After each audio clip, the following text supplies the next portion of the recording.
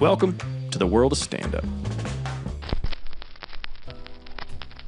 What's up, everybody? Welcome back to another episode of Stand Up. You get the pleasure of seeing me solo again.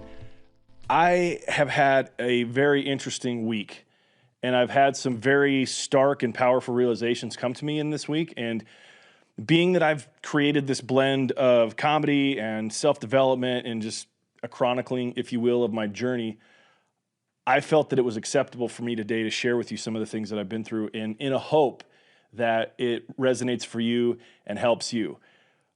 That's really all the reason why I would ever do something like this. This isn't for me as far as my ego to get something out and to beat my chest as far as how great things are for me or how not great they are or whatever it is that I relate. It's more to give us, you and me, the listener, the viewer, a connection that if there's something that I've experienced and gone through, maybe you won't have to. Maybe the hints and clues that I can share with you will divert you to a different path that will allow you to collapse time in your journey and to overcome quickly without the pain associated with some of the dumb things that I've had to drudge through my entire life. So I wanted to talk about today. This last weekend, I went back to Dana Point, California for another meetup with my Ascend brothers. And for those of you that haven't seen my episode from a few weeks back, in December, I joined what was called the Ascend Brotherhood. It's something that was created by Keith Yackey, and it's a very different type of group of men. There's masterminds all over the place. There's places you can go and learn all sorts of things about your business. You can learn marketing skills. You can connect. You can have people help you with whatever it is. But there's not really any other sort of brotherhood out there where the point of getting together with these other men is joy and to focus and to empower each other as men. One of the things that I've learned throughout my experiences in my life, and it's been really magnified as I've been a part of this Ascend Brotherhood, is this idea that, like, as men, we need each other. We need to compete one to another. We don't need to shy away from competition because competition raises our level of fire. As men, we need that fire. We need to stoke that fire that not only do I want to be my best, I have a desire to be the best.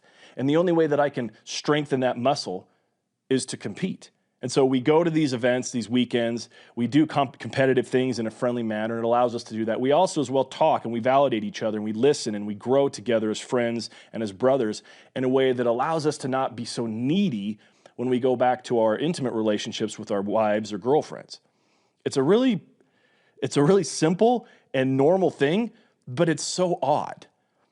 I've said this several times. It used to be that we needed tribes to survive. We don't anymore. We need tribes to thrive now. And so I went back to Dana Point and was able to hang out with my bros and have a good time. Another thing that I wanted to point out, I've said this before, but I want to reiterate it. There is a saying that says the saying is that comparison is the thief of joy. And I would like to offer a perspective about that. I don't believe that. I believe that it can be a thief of joy if you look at comparison wrong. One of the things that I've been enjoying with these brothers and men that I've been working with, they're all successful. They all have things going on well in their life. They aren't perfect and they have struggle, of course. But yet, when I compare myself or my lives or my results to their results, it doesn't rob me of joy. It inspires me. It makes me realize if that idiot can do it, I can do it. And I say that respectfully. Because as a competitive man, I automatically think that I have a way to succeed at the highest levels that I see all around me. And so instead of it robbing me of my joy, it actually, again, stokes my fire. There is a fire that is stoked with competition. There is a fire that is stoked with comparison. And we do ourselves a disservice when we don't acknowledge that and don't lean into that. This world wants us bubble wrapped, wants us soft, wants us weak. And ironically, the only way to become strong and powerful is through the refiner's fire of competition and growth and association with other powerful people, men specifically. So that's what I'm going for today. I wanted to share with you some of my experiences in a hope to give you a different perspective that might have you picking a new thought, having you looking at things different, looking at yourself and your life and what is available to you in a very real way and shattering your own glass ceiling, so to speak. So the first thing that I wanted to share with you was this real, oh man, this was a breakthrough, massive breakthrough that I had. One of the things that's been a part of the weekends down in California have been somatic breathwork sessions, where there will be a facilitator that comes in and they will guide us in a breathwork session, which is a combination of meditation and rhythmic, deliberate patterns of breathing. When you breathe in a certain pattern, it hyperoxygenates your cells. It causes your mind to fill with all sorts of images and feelings. You feel things in your body corporally. It's a very impactful thing. And it can be very spiritual. It can be very emotional. There's been several times where in breathwork sessions that the tears have come, this last time included. There's been times where I felt like I was floating. There's been visions that I've had. And all of them come as the result of this hyperoxygenation of your body and every cell due to this rhythmic, deliberate, patterned breathing in a meditative state in a calm environment. For my breathwork facilitators out there, I hope that I described that in a way that honors what you do, because it's an incredible thing that you guys have learned how to do in guiding groups of people through these sessions. I'll just say that. The breathwork session that I had and the breakthrough that I had was towards the end of the session. There was a woman whose name is Jen Coles, and she was the facilitator for this group, and she came in and she was setting the stage, so to speak, of what this was. Now, I want you to imagine a dark room with meditative type music playing in the background, and everyone's laying prostrate. They're laying on their backs, and we're quiet and we're breathing, and the pattern of the breathing was a double in and a singular exhale. So it's like you start in your stomach, and then you go to your chest, and then you exhale with your mouth. And there's no breathing in your nose, so it's and you do that for an hour. Now, she's teaching us how we're supposed to breathe. She's telling us to when you're thinking that you might be doing it wrong, you're not. Like, she's just eliminating any of the issues that come up in your mind when you're doing this, while at the same time mapping out the pattern of what we will be doing as well, because there was 4 different intervals where there was a deep hold, where you do the breathing and then you hold your breath for as long as possible, and then you exhale after that. And she was saying, like, don't be surprised if you find yourself holding your breath for minutes at a time. Your body's super oxygenated. It's totally possible. Don't be surprised if you have yourself falling asleep, if you're feeling like things happen. Like, really, really eliminating anything that we might mentally put there as an obstacle towards the end goal of true spiritual and physical connection with your body due to this breathing. She asked us to consider a thought or a word that we would focus on during the hour of our breathwork session. And for me, what it was releasing self-judgment. I wanted to have a deeper connection to myself in a way that would allow me to release self-judgment. Now, if you think about it, self-judgment, you judging yourself, is the one thing where the buck stops relative to your ceiling as far as what you can achieve in life. If you judge yourself as not good enough to be X level or Y level or Z level, then you never will be there. If you judge yourself to not be lovable or worthy or fill in the blank, you will never reach that. And so as I was considering this and seeing evidence in my real life of the times where my self-judgment was holding me back, I wanted a deeper understanding to that. I wanted to release any idea of self-judgment. And more importantly, I wanted the data that showed me why, that gave me a compelling emotional reason to never allow the idea of self-judgment into my mind or heart ever again. We begin the breathwork session, and it's normally more heightened of an event for me. Other breathwork sessions that I've had it where I became very emotional, where I had releases, I had breakthroughs, I had things that were really kind of dynamic in my body and in my breathing that I didn't have this time. It was very relaxed, it was very calm, I was doing my breathing, everything was great until the very last hold that we had, where, as I shared, there was these 4 intervals of dynamic holds where it's like you just breathe in and then you hold your breath as long as you can. Well, in that breath, that last breath, I had a vision come across my mind, and it was a powerful vision. This last hold of breath was right before the end, and so at the release of that breath, there was further instruction from the facilitator. I hold my breath, and all of a sudden I get transported in my mind. I know this sounds crazy, but I'm telling you, it's not crazy. I transported myself into my mind, and that didn't sound right. I transported myself into my mind. I was in my mind, transported to some other place. It was a very crystal clear vision.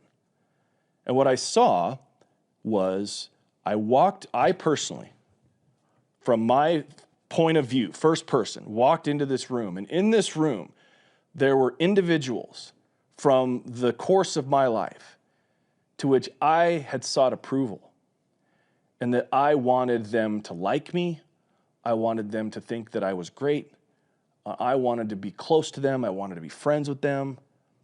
There was something about each person in that room that was important to me, that I had lowered myself to in a way, in that I felt I needed them, their approval, their energy, their love. And there's this room of people. And so I walk up, and, people like my wife are there, people like my parents. There's several, pillars of my life, people that I wanted affection and attention and appreciation and love from. And I walk up to each one of them, in a very tender embrace ensues. We're hugging each other, and I'm feeling their warmth. They're whispering in my ear things specific to my experience with them in my life. Hey, when this happened, I wanted you to know I appreciated this. I loved it when you did this. It was feelings and expressions of love and acceptance in each embrace. And I'm going to tell you, it felt wonderful. I felt in this moment like I was getting approval that I had sought for so long. And I went around the room, and it was every person. It was a different experience, but there was that same sort of emotional feeling of love and acceptance for myself from each one of them. And at the very end, out of the periphery, comes the last person. And that person was me. I looked myself dead in the eyes, straight in the face, walked up to myself, and gave myself a hug. And as the embrace tightened, and I could feel the tenderness and the connection that I was having with myself in this very sort of odd, I'm hugging myself, but it feels like I'm still my individual, but yet it still feels like I'm hugging myself, and I'm feeling this. I'm hearing words of appreciation from myself. I'm hearing words of thankfulness, of gratitude, of forgiveness. I'm hearing explanations for things in my life that I didn't have explanation for, as far as why I did certain things, and I'm getting that from this. Except the feelingness associated with this embrace was 100 times better than any of the other hugs and embraces that I got from other people in the room. In that moment, it was like, oh, this is the one. This is what I've been searching for. I've been seeking for approval and acceptance of myself. And in that moment, everything changed. Like, I felt this like fire inside of me. Well, outside of this experience in the room where the breath work was taking place, the facilitator then starts instructing us, as it's the wind down for the entire hour, to start moving around a little bit. And she says, if you want, roll to your side and embrace yourself. Now, this is happening while I'm having this embrace in this conversation with myself. I'm hearing these words from her in this sort of distant place from where I was at inside of my mind. The room we were in was very cold, and I was laying on a couch, and the couch was leather. And so the heat of my body laying on that couch had started to build up. And so I roll over and I hug myself, and I feel in connection with this wonderful acceptance in my mind that I'm having from myself. I feel this physical experience of the warmth of the hug because of the warmth of the leather and my physical location of where I was. And it set me off. The waterworks started coming. I felt a core change in the warmth and love and acceptance that I have for myself. It was as real as anything I've ever experienced.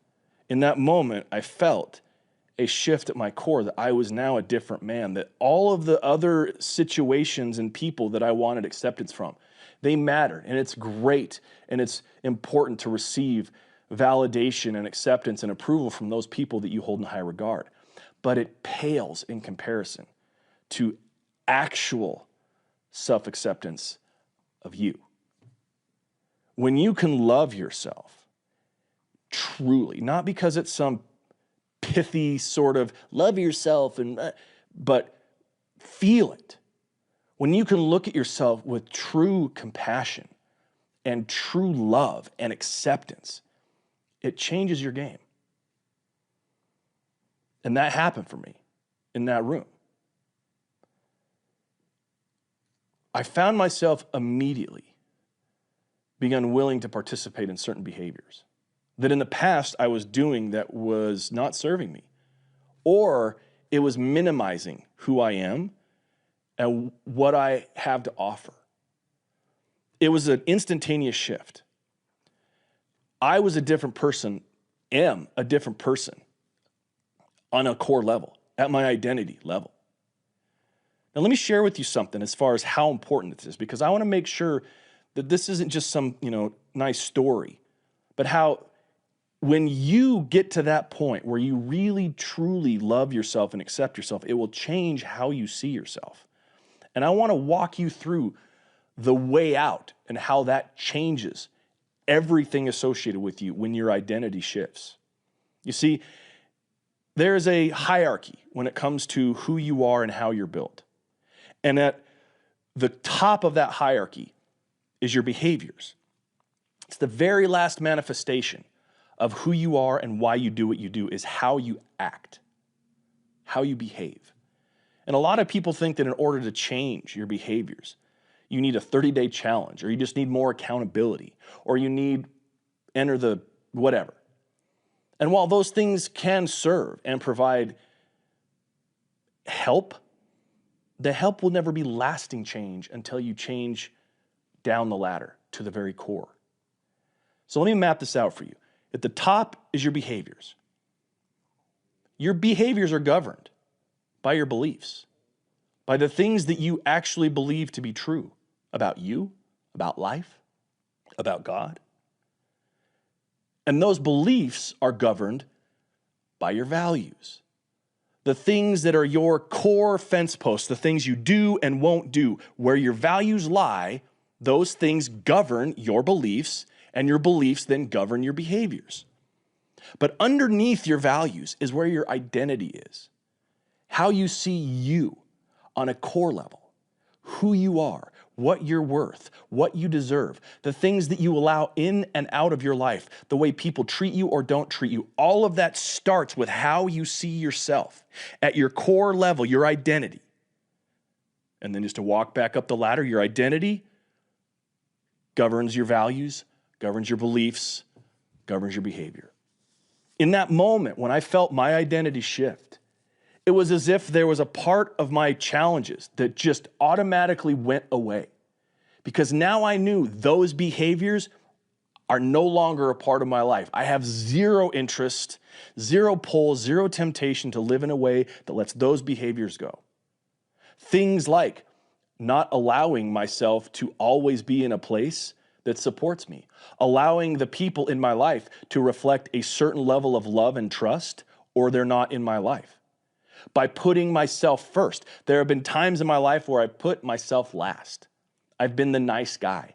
I wanted to make sure everybody else around me felt good instead of handling me first. And by doing that, it adds a burden of weight, because that weight comes from a place of lack of love. You can be helpful and loving and powerful for other people and show up for them differently and do it with a full cup. I hadn't been doing it with a full cup because I wasn't loving and liking myself. I was judging myself. I was being judgmental about the abundance coming my way and thinking to myself I wasn't worthy of it. So I want you to think about that for your personal experience. Look at your results today. Are those results hindered because you don't think you can do better? Are your behaviors, your lack of follow through, your lack of vision, is that because on a core level you don't think you could do it, or that, more importantly, that you're not worth it?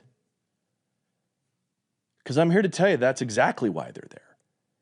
Anytime our behaviors are less than excellent, it means that at our identity level we don't see ourselves as excellent. because it goes up and down the ladder. That identity affects your values, affects your beliefs, affects your behavior. And when I had that core shift in that moment where I really felt love and appreciation for myself in a spiritual, physical, and emotional way, it shifted the trajectory of where I was going in a real way, very real. There are certain things now that I just do not put up with in my life. There are certain energies from people I will not entertain. There are certain things that I will not allow. And that's not because all of a sudden I got stronger muscles for behaving. It's because at a core level, it will never take me to a place where I would allow that to be anything less than that. Now, I want to conclude by sharing with you an example about this, because I think we misunderstand things like the law of attraction and things like manifestation and how to have your best life, because we misunderstand how dynamic we are as people. It's been said that everything is a vibration. Our thoughts, our feelings, our actions, they vibrate at a level. And that if you want to achieve a certain level of success, you have to, on a frequency level, vibrate at that level. If I want to be a truly healthy, dynamic, vibrant man, I have to vibrate in my body as a dynamic, vibrant, and healthy man. If I want to be a millionaire or a billionaire, I have to vibrate in that same frequency of the energy of that abundance. But where we get it wrong is we look at it in a very binary way. It either is or it isn't. I'm either vibrating at that way or I'm not. And it causes confusion as to what we are capable of. I would like to present that you're a song. You're not just a singular note. You know, when you look, for example, at a piano and you push on those higher keys, those strings in the piano are very small and tight. And it takes a ton of energy to vibrate those strings to get that high note. And because of the output of that energy, the note dissipates quickly. You ding it, ding, it goes away. When you go to the other end of the keyboard and you push on one of those long, fat chords, you push on the note, boom, and it resonates for seconds at a time with less effort.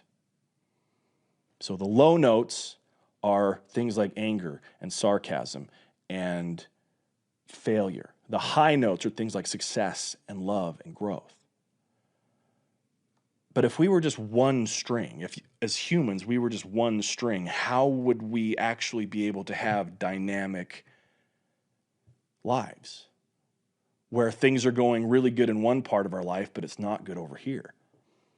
And what happened for me is I realized that I pulled it back. Like we're like a piano. We have a bunch of different strings in there. We have our body string. We have our relationship string. We have our money string. We have our spirit string. We have how we handle with our kids. That's another string. We have how we take care of things like our cars, any experience in life is another string in that giant keyboard of what our life is. And so just like in the creation of music, we can be playing 3 different strings at the same time.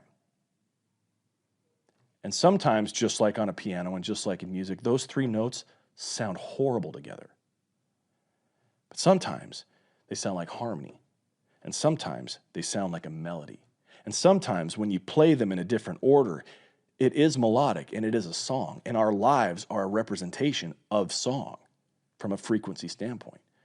And so when you are feeling like you don't have it all together, but it seems to be going okay over here, but this part, realize that's just part of the concerto that is your life. And to seek vibrationally on the parts that you know are in alignment and that give you the notes that you like, keep playing those notes while remedying and fixing the broken notes and the broken chords in the other parts of your life. That's kind of a silly example, I think, but I think it works. Like each of us are a song. We're a series of notes, of frequencies, of vibrations. There's several vibrations that we're emitting at the same time.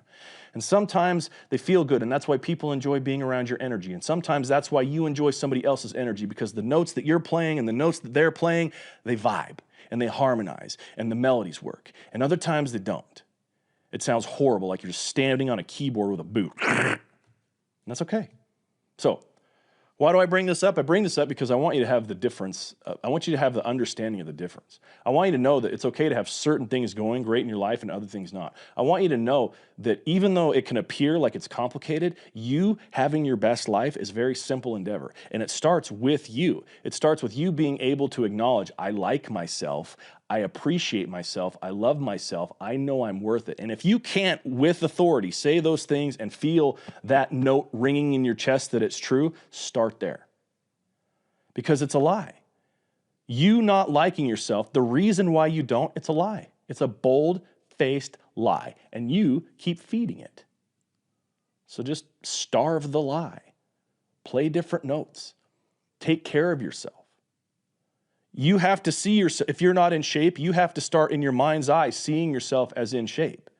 You have to look at your body as the way that you would see it if it were in shape and work towards that.